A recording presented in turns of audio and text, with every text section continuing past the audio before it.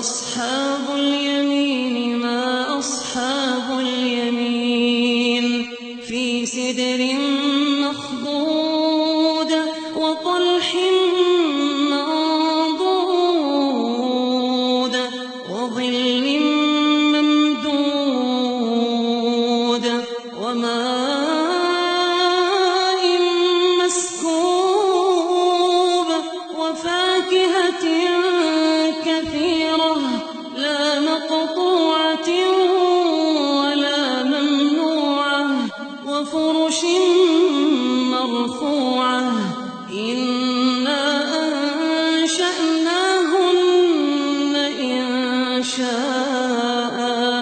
فجعلناهن أبكارا عربا أترابا لأصحاب اليمين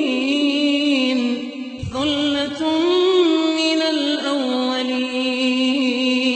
وثلة من الآخرين وأصحاب الشمال ما أصحاب الشمال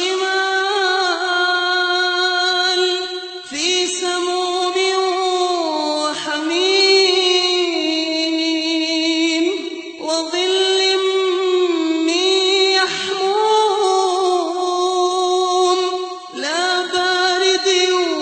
ولا كريم إنهم كانوا قبل ذلك مترفين وكانوا يصرون على الحنث العظيم وكانوا يقولون أئذا متنا وكنا ترابا وعظاما أئنا لمبعوثون أوآباؤنا الأولون قل إن الأولين والآخرين لمجموعون إلى ميقات يوم معلوم ثم إنكم أيها